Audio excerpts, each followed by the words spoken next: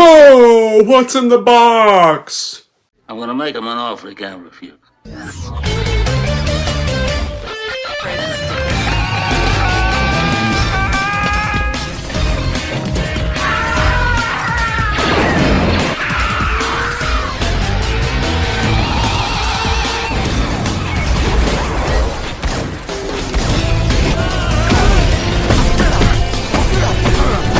I'm not even supposed to be here today! Oh, fuck you!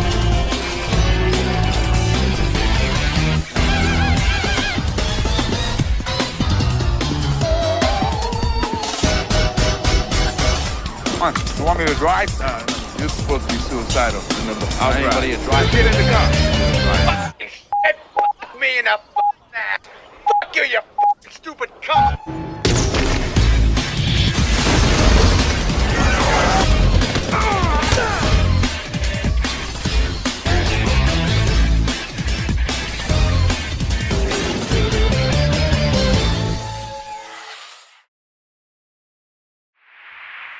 Hey everyone, it's Don G. Corleone here, and I am here with a brand new epic movie review and the first movie review of 2025. And that is going to be because January there's a lot of David Fincher stuff being re-released into theaters, so we'll do some David Fincher movies for Fuck You, It's January. And it's going to be, our first review of 2025 is going to be for the film that really kicked off David Fincher on the good path after a certain film he did before it, Seven. And its first collaboration with Brad Pitt as well. So, what's the plot of Seven? Well, this film is about two homicide detectives played by Morgan Freeman and Brad Pitt. Morgan Freeman's character is about to retire and Brad Pitt's about to take his place. They desperately hunt for a serial killer who justifies his crimes in absolution for the world's ignorance of the seven deadly sins. The movie that takes us from the tortured remains of one victim to the next as a sociopathic John Doe sermonizes the detective Somerset Mills one sin at a time. The sin of gluttony comes first, and the murderous terrible capacity is graphically demonstrated in a dark and subdued tones characteristic of the film noir. And of course, in Somerset researches the seven deadly sins to understand the killer's modus operandi, and the bright but green impulsive detective Mills scoffs at his efforts to get inside the mind of a killer who has this kind of plan for John of his own. No, who has a plan for Mills of his own. So yeah, how is this made? So, Walker had based Seven on the experiences of a movie from the suburban setting of New York City during this period of crime and drug addiction in the late 1980s. An Italian film company optioned a script, and following financial difficulties, the rights got sold to New Line Cinema. Two executives were opposed to the script's bleak conclusion and wanted a more mainstream and optimistic outcome. The director they got, David Fincher, who was trying to reestablish himself after the career setback that came from the shitfest called Alien 3, he got sent Walker's original script, and convinced of the merit, he decided to direct the project if the original ending remained intact. So, filming took place in Los Angeles between December 1994 and March 1995, and had a $33 million budget.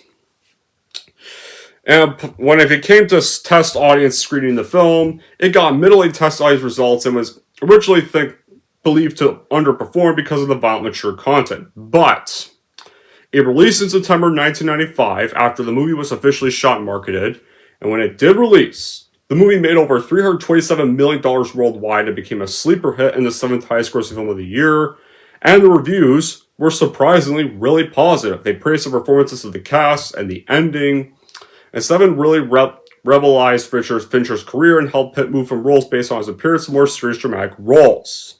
Of course, and in the year since its release, the critical receptions got even more positive.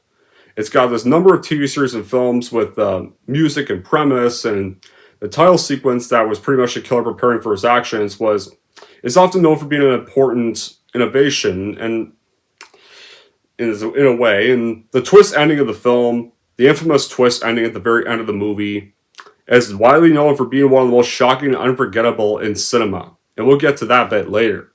Now as for my reaction, well, Seven is easily a masterpiece of 90s cinema, and it's probably my second most liked film from David Fincher behind Fight Club. I had a blast getting to check this out on IMAX after they had been re-releasing nearly all of Fincher's films to kick off January, the dump month for films. David Fincher's story takes in this bleak and constantly raining city where urban decay and sleazy in all forms are rampant, and pretty much how 7 begins is the standard cops on the trail of a killer story. It shouldn't really be too difficult to get comfortable with, but then we descend along with the characters to the brutal world that they inhabit, and you're left reeling with the events that unfold as they investigate this case. The two detectives, they have this uneasy relationship when they meet, and no real friendship ever striking up between them, and Somerset's kind of more educated as Stu and gives the impression of kind of being burnt out because his character is kind of about to retire from the force. Mills has like no respect for Somerset's ethical investigating methods. He gets excited at the thought of solving a murder and believes that the good guys will win eventually. And the further we get into the action, the might of the evil that they face ends up pretty much pushing them beyond their limits. The film, because this murder case is based off the 7 deadly sins, it draws heavy on biblical themes, and you can see similarities with many just like that. Wait here, this film, it really shows the price that good men have to pay when they fight evil, and the rule book goes the unsettling truth it provides, it goes straight out the window, the thing that the characters are dealing with, and has no boundaries. 7 really does show us this world that's been destroyed by its own sin. It's this wasteland, and the killer, who has nothing but contempt for the world, sees it his mission to expose the faults and shows everyone the people they've become. It's this nice little twist with the killer's motives become clearer. You have Somerset with the understanding that who actually does feel some degree of empathy, but it's lost on Mills though, because his level never really reaches the same point. So how do we begin the movie? Well, we set in an unnamed city where it's pretty much raining most of the time throughout the entire film, right? Or just dark, or just kind of dark, a lot, dark or rainy, until the very last scene of the movie. We meet our first main character, William Somerset. He's disillusioned, is about to retire very soon. He gets partnered with David Mills, this young, short-tempered, idealistic detective who recently relocated to the city with his wife, Tracy, played by Gwyneth Paltrow. So, on our first day, because the movie takes place in an entire week, on Monday, Somerset and Mills, they investigate their first murder of the 7 deadly sins case they're investigating in the movie, gluttony. Or pretty much how this goes. They find it's a beastman that was forced to eat till his stomach burst and killed him. Detectives find gluttony written on the wall, the first sin murder. Somerset then considers that the case was too extreme for his last investigation. And even that David Mills should not be handling this for his first case, he has to be reassigned, but Arlie Ermey, may he rest in peace, who plays the chief, denies his request, so he's stuck on the case. And the next day, there's another victim who had to cut 1 pound of flesh from his body, and the crime scene gets marked as greed. And clues to the scene then lead Somerset and Mills to the slaughter. And of course, clues to the scene lead Somerset and Mills to what is one of the scariest scenes in cinema, in non-horror cinema even, the sloth victim, who is this drug-dealing pedo. When they find it masticated and tied to a bed, photographs reveal the victim was trapped there for 1 year. And Somerset surmises the murders are based on the whole concept of the 7 deadly sins. Yeah, more about the sloth scene, guys. The sloth scene, easily to me, is one of the scariest scenes of all cinema. The fact that this guy is actually, at first when they find this guy, they obviously think this guy is the guy who's killing everybody. And they find out it's actually not, he's another victim, but this guy actually was known for being a pedo. Ironically enough, the sloth victim is actually played by the Monopoly guy from Ace Ventura: When Nature Calls, so that's kind of an ironic thing to find out. This guy's actually still alive, strapped to that bed, and it looks like he is dead when they investigate his body. And then, as they're all, doing so, they're finding all the evidence of him, pictures, jars for bathroom and stuff. He then immediately coughs. They realize he's alive. He just coughs out of nowhere. And he's all nasty, rotting and decayed looking. This is one of the most startling jump scares in cinema. On IMAX, it was much scarier watching this on an IMAX screen. Out of nowhere. I think when I watched this on IMAX this weekend, this girl actually got up and left and never came back. 7 still has an impact on viewers today. It still has a disturbing impact on many viewers. This came after David Fincher tried to debut with Alien 3, And that went so bad. We all know how that went. But to be fair, that was not his fault. Even he despises it. Even he dislikes that fucking movie as much as a majority of us all do. And to be fair, like, none of that, what happened to Alien 3 was not even any of his ideas.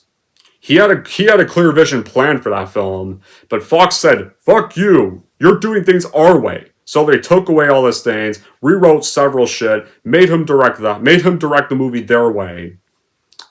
So he basically was forced to direct it their way, and he disowned the project, so it doesn't count as a Fincher film. To me, Alien 3 is a Fox-directed film. The movie he really kicked off his career with is 7.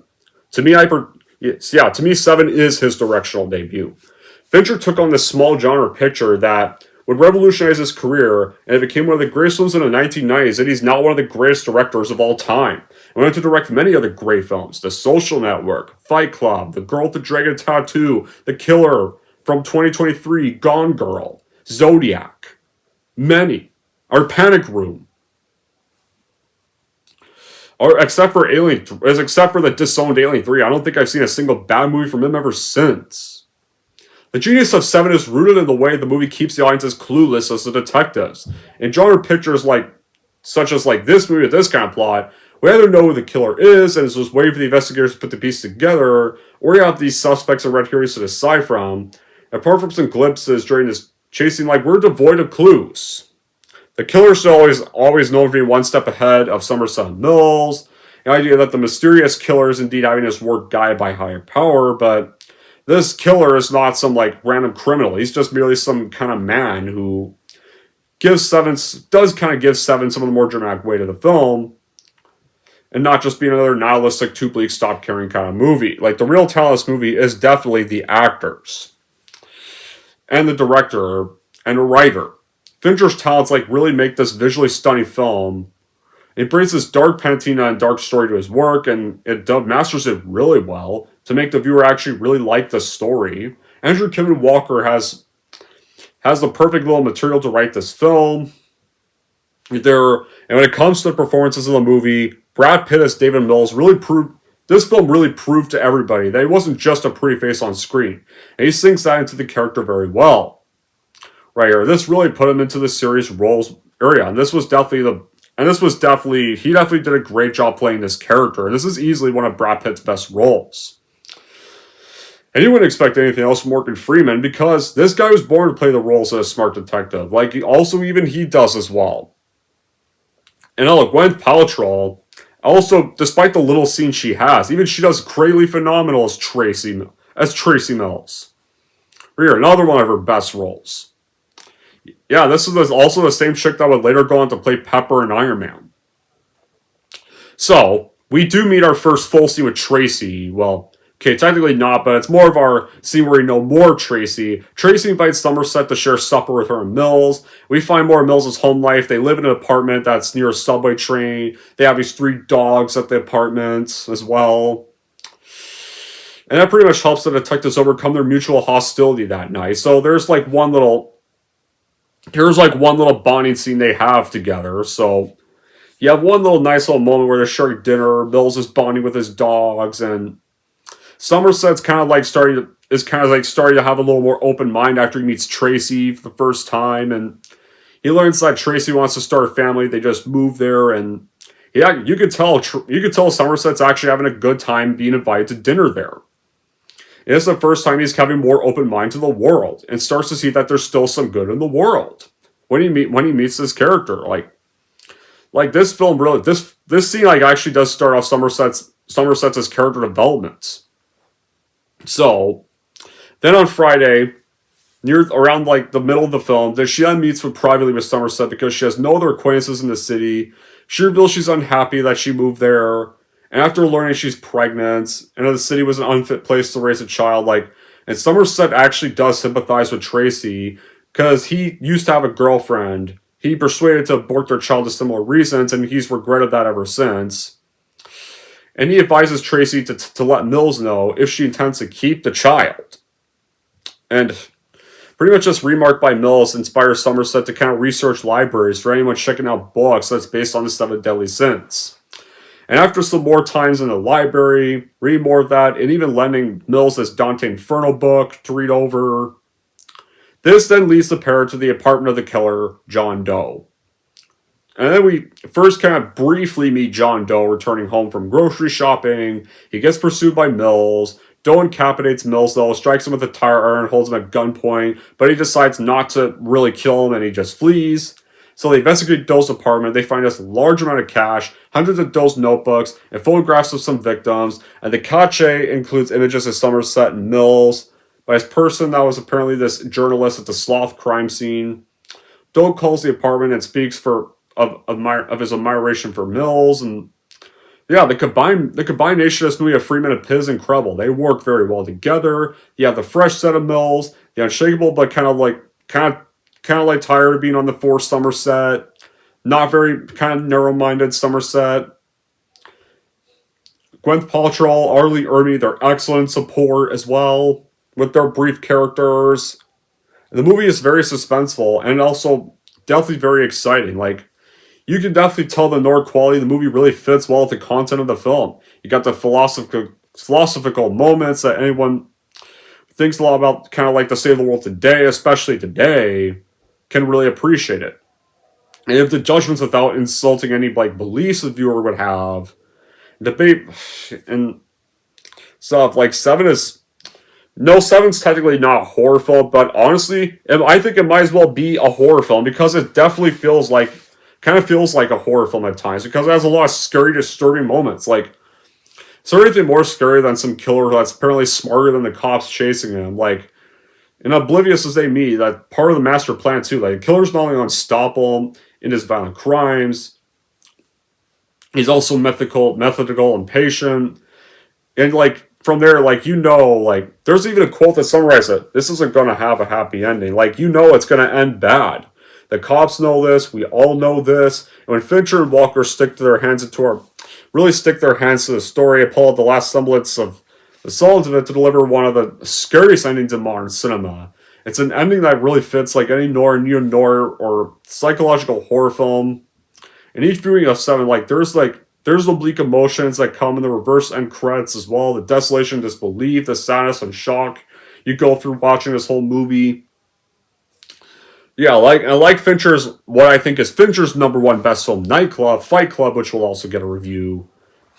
This and that movie are controversial for being violent and gruesome. Like, yeah, this film, like, is this really violent and gruesome? It's disturbing, but I wouldn't really say violence. Like, yeah, there's violence in the movie, but I wouldn't really call it one of the most violent films out there. Like, there's a number of gruesome, disturbing images of murder victims' bodies, but you don't really see the murders. You just see kind of the aftermath and kind of see their dead bodies. And you see all the crime evidence there. Like, they even go into disturbing detail with the Lust death. There's many aspects of the story also troubling. Like, the only person that really gets killed on screen is just one person. And the worst of what happens in the story happens in the viewer's imagination. The only, detail you know about one of the deaths is for lust.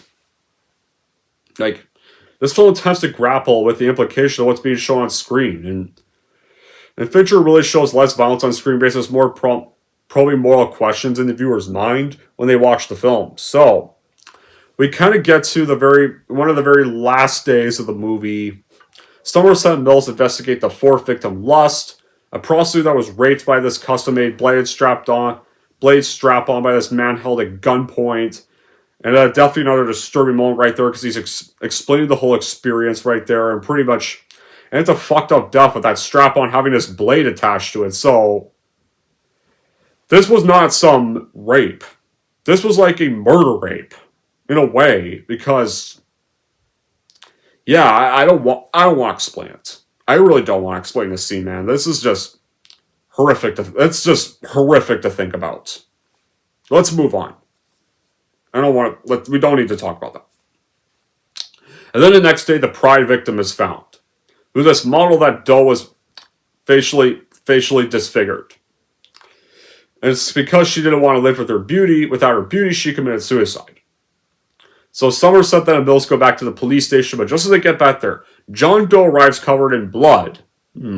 and surrenders himself and lets himself be arrested. It's all part of his plan. He wants to be arrested. He threatens to plead insanity at his trial, potentially to escape punishment, but he will plead guilty if Mills and Somerset escort him to this undisclosed location where they find the Envy and Wrath victims.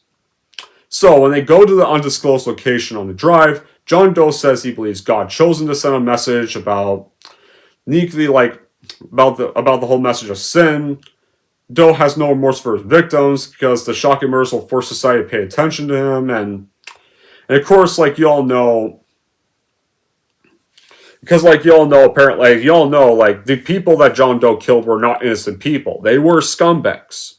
The greed guy was a lawyer that basically was corrupt and lied for fame, pretty much put murderers and rapists on the street to walk free of their crimes. The sloth victim was a pedophile. The lust one was a prostitute. Yeah, most of them were not very good people. In fact, this is kind of the movie that kind of inspired Saw, if you think about it. And the story revolves around the mystery of who was the killer, and the story is driven by the reaction of the main characters because the writers really make us care about the main characters and you learn more about them, and the conclusion becomes even more shocking. It does just retracts, showing how these two main characters are really different. Everything in this film is really subtle, but everything that happens has a reason. It loves to show you the situations, the habits, the environments that tell all about them. You got the numerous details. The details that enter your subconscious and make you appreciate what you're seeing on screen. The acting is a little slow, everything goes on as usual, and there's not a single filler scene that's not related to the plot. The viewers watching the protagonists completely trust them, and in turn, they try to come to this logical conclusion and bring it to mind. And the climax of the movie, it's very startling, it's revealing, it's very shocking, it's very disturbing. It characterizes the essence of Seven, and it makes you really sit up and really take note of what you just saw. Right there. And the movie is, in fact, actually remarkable for having one of the most shocking cinematic climaxes. And it's it's not a satisfying ending, it's a very unfair ending, but it works very well because of how written well it is. So how does this iconic finale go? So, our detectives get to that remote location that Doe wants them to go to. It's far outside the city limits, it's in this desert area, and this is the one scene of the movie where it's not raining, or dark, or it's very bright out. And then, of course, as they're at their location, this delivery van approaches, Somerset apprehends the driver, intercepts the vehicle. It turns out the driver had to deliver this package to Mills, was being paid $500 clearly by John Doe to do it, at the specific time and location. So that he tells the driver to scram, and Somerset opens the box. From what he sees, he is horrified at what he saw, and he runs back to Mills, warns him to put the gun down, and then John Doe reveals that he himself is envy, because he envied Mills' life with his wife. And you find out that blood on John Doe's shirt, right there when he got apprehended, that's clearly because he had just finished murdering and beheading Tracy. Yeah, he broke into Mills's house. He visited Tracy, killed her, cut her head off, and put it in the box to be delivered because he wants Mills to kill him in revenge. The complete wrath. Brad Pitt's character Mills is wrath. Right there. There was no wrath victim. There was no envy victim in the desert. He was setting himself up to be killed. He envied Tracy, killed her, and then plans to get himself killed. He urges Mills to become wrath, how the scene, how he explains it. So I took a souvenir, her pretty head. And pretty much as soon as you find out that was Tracy he killed her, no.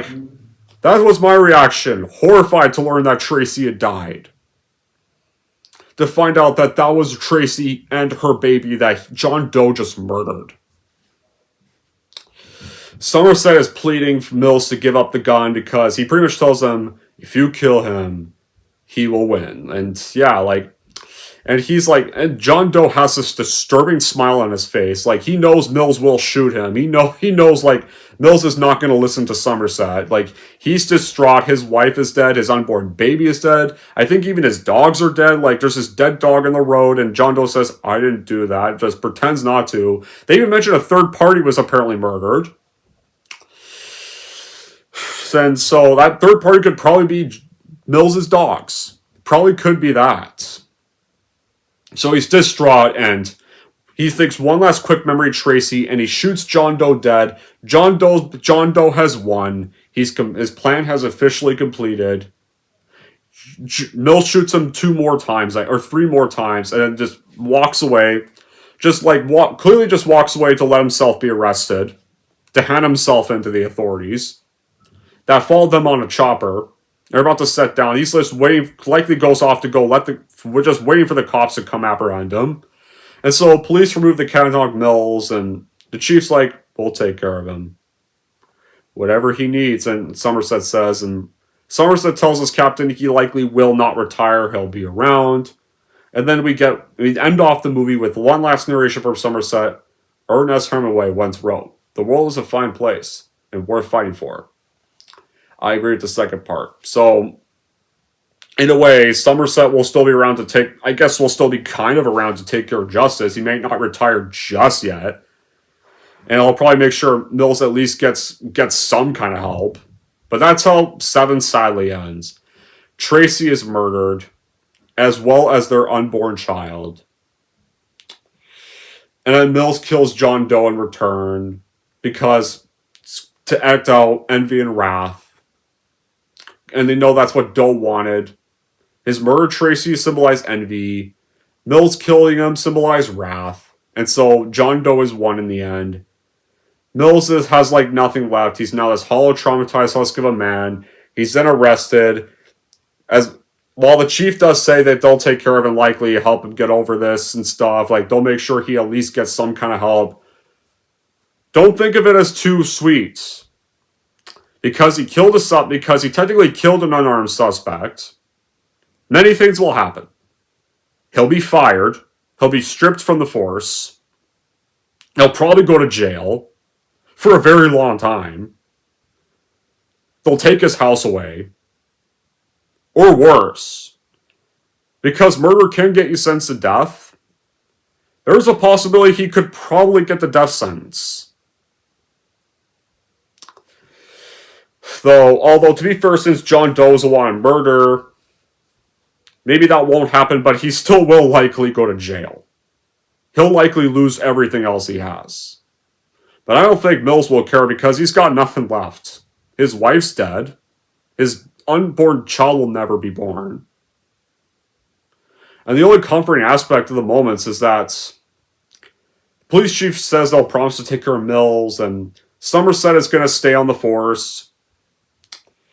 Another uplifting thing is, at least John Doe is dead, and at least he can't do another horrific crime or probably break out of jail, because even if Mills did not kill him, it probably still wouldn't be a happy ending, because, like, Tracy's still dead, and if John Doe does get arrested and go to jail and his plan fails, he could probably just break out and probably just go and act another way, and just probably go and trick Mills into enacting wrath another way.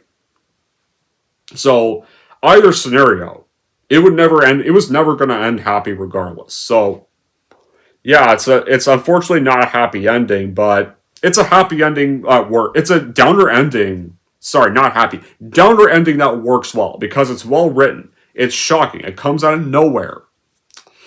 Like, and actually you can really feel and it's also a pretty sad one, because I loved Gwen Paltrow. I like Gwen Paltrow's character. I was so sad. I was so heartbroken when they killed her. Such a heartbreaking reveal she died. And it can definitely feel bad for Brad Pitt in this scene. Especially his horrified reactions. Now, would I have bad qualities for 7? Well, despite the well-written twist it is, like, the character of John Doe, He's played by an actor I don't like, but then before I found out who he was, I used to like the guy's performances. I used to. Even his performance as Lex I really liked back then. But I don't want to get into those details. You're all familiar with that. Okay, I don't want to start the year off with that kind of stuff. I want to start off the year a little more fresh. And I can ignore that. I can separate art from the artist for the twist scene. Like, I can separate art from the artist because the twist is written very well. Right there. And like the killer's plan, the character's plan is kind of genius. Right there. So, other than that, for bad qualities movie-wise, no. I got no bad qualities with 7. I think 7 is a flawless masterpiece in every way. It was definitely a nice thing. David Fincher definitely needed to get his career back on the right track to become a very great director he is now.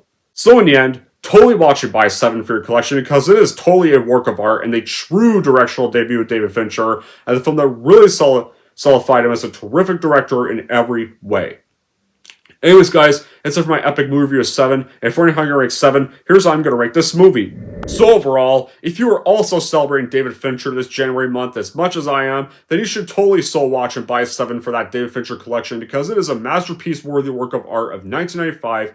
And if you're wondering how I'm going to rank 7, I'm obviously going to give 7 a flat-out 10 out of 10.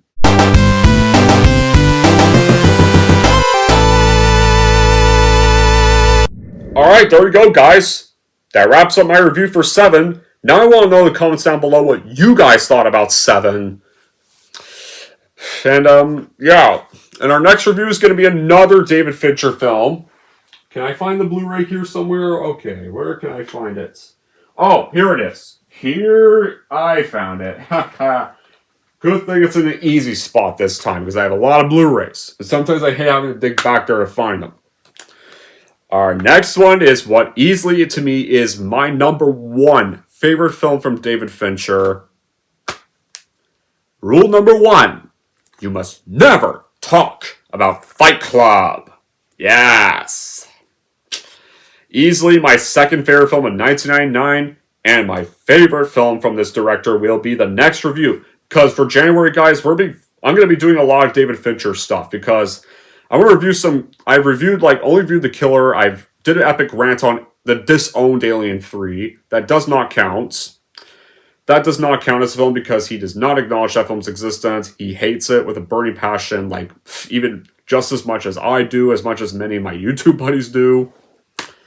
But yeah, Fight Club is our next review. And I'm also going to do reviews for The Social Network, The Girl with Dragon Tattoo, maybe Zodiac, maybe. I need to give Zodiac a watch. And Panic Room. I think mostly the stuff, the ones I own. I own 7, I own Fight Club, I own Social Network, I own Dragon Tattoo. I own Panic Room. I think I already said that, but I own Panic Room. Bought that during the pandemic. Still need to watch it. But yeah. Fight Club will be the next one. Until then, guys, that'll be it for this epic movie review. Thank you all for watching. If you like this and want to see more, don't forget to subscribe to Don G. Corleone.